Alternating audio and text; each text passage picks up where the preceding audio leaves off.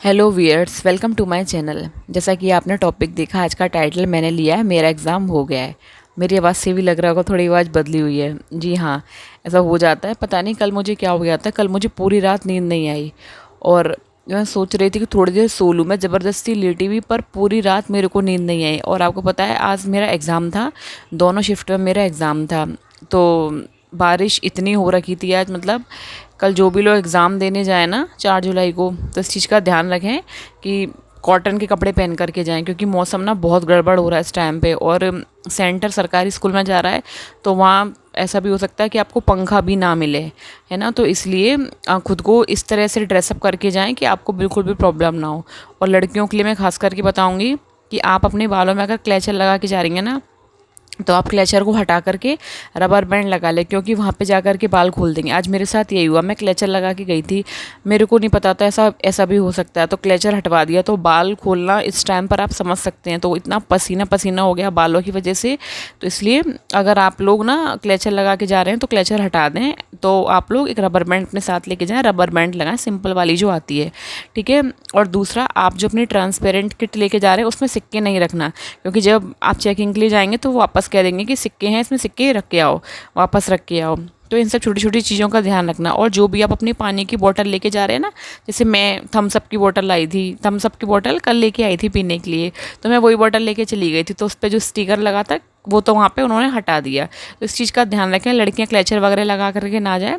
हालांकि मैं कुछ पहन के भी नहीं गई थी, ईयर रिंग गले में मैं कुछ पहन के ही नहीं गई थी, क्योंकि मुझे पता है ये सब ड्रामेबाजी होती है, सब हटा के गई थी। बट गर्मी है तो भाई ये बाल तो बांध के ही जाने पड़ेंगे, लेकिन उन्होंने वहाँ क्लेचर भी हटवा दिया था। तो आप लोग अपनी रबर बैंड लगा करके जाएं, ठीक है। तो इससे आपको प्रॉब्लम नहीं होगी। और अपना ड्रेसअप बहुत अच्छे से करके जाए, क्योंकि उमस का मौसम हो रहा है इस वक्त में, तो बहुत गर्मी है ना। गर्मी इतनी होती है कि आपका, कहते हैं ना, जब शरीर ही सही नहीं होता है तो पढ़ाई में भी दिमाग उतना लग नहीं पाता है। लेकिन दिमाग तो हमें लगाना पड़ेगा, क्योंकि कल आप लोगों का एग्ज़ाम है। मेरा तो हो गया, जैसा भी हो गया। ये तो बात रही एग्ज़ाम से रिलेटेड। अब जब हम उस 2.5 घंटे में जो बैठेंगे, जो गलतियाँ आज मैंने की, मैं नहीं चाहती वो गलतियाँ कल आप करें, ठीक है। मैं आपको कुछ टिप्स दे रही हूँ, अगर फॉलो करेंगे तो आपके लिए कल बहुत अच्छा होगा। सबसे पहले जिन्होंने भी ना जूनियर का एग्ज़ाम भरा है, जो कि पहली शिफ्ट में है, तो जूनियर के एग्ज़ाम में टाइम मैनेजमेंट आपको बहुत अच्छे से करना होगा। शायद कल जूनियर का एग्ज़ाम नहीं है, मेरे को इतना पता नहीं है कल किसका एग्ज़ाम है। मैं तो आपको दोनों एग्ज़ाम का एक्सप्लेनेशन दे देती हूँ, क्या करें और क्या ना करें। जिनका भी जूनियर का एग्ज़ाम होगा, है ना, अपर प्राइमरी का जिनका हो, सो फर्स्ट मीटिंग में हमारा तो अपर प्राइमरी था, तो उसमें आपको टाइम मैनेजमेंट का बहुत ध्यान रखना है। क्योंकि आज क्या हुआ था ना, क्योंकि जूनियर का पेपर देखिए टाइम टेकिंग तो होता है, तो मेरा अच्छा खासा टाइम साइकोलॉजी और हिंदी में चला गया। तो समझ लीजिए बाकी के पीछे के 3 पोर्शन मेरे बहुत ख़राब हुए। वही था, फर्स्ट में जब गलती हो गई तो वो गलती मैंने फिर अपनी सेकंड वाले पेपर में सुधारी, प्राइमरी में मैंने अपनी वो गलती सुधारी, है ना।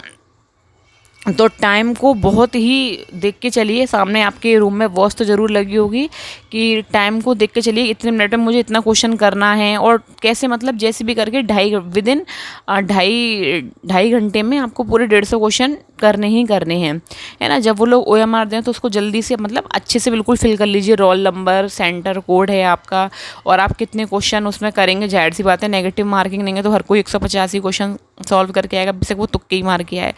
तो अब देखिए, सबसे इम्पोर्टेंट बात मैं बताऊं, अब आपके पास समय नहीं है। मैं वीडियो अभी बना रही हूँ, ये 9:30 बजे, हो सकता है वीडियो आपके पास रात के 10 बजे तक आ जाएगी। अब बस आप, पता है क्या करके चली जाइए, क्योंकि पेपर इतना टफ नहीं आ रहा है। आप सिर्फ जो 2 तारीख को पेपर हुआ है, जो आज 3 तारीख को पेपर हुआ है, इन पेपरों के जितने भी क्वेश्चन हैं इनको बिल्कुल घोल के पी लीजिए।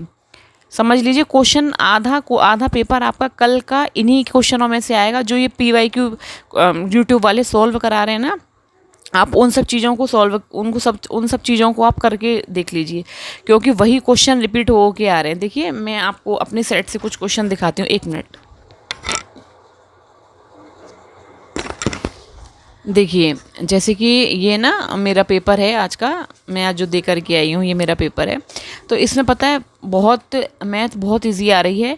तो इसमें मतलब आपको बहुत छोटी छोटी चीज़ें करके जानी है। जैसे कि आपको SI का निकालने का फॉर्मूला आना चाहिए, SI बराबर PRT × 100, है ना। मतलब फॉर्मूले थोड़े थोड़े याद कर लीजिए कि आयत का वर्ग क्या होता है, सॉरी, आयत का परिमाप क्या होता है, आयत का क्षेत्रफल क्या होता है, वर्ग का क्षेत्रफल क्या होता है, वर्ग का परिमाप क्या होता है ना। बहुत छोटी छोटी चीज़ें मतलब ऐसे इस तरीके से जो भिन्न दे रखी होती है ना, ये वाली जो भिन्न होती हैं, इनको असेंडिंग और डिसेंडिंग ऑर्डर में कैसे करते हैं, जो भिन्न होती हैं इनको कैसे करते हैं।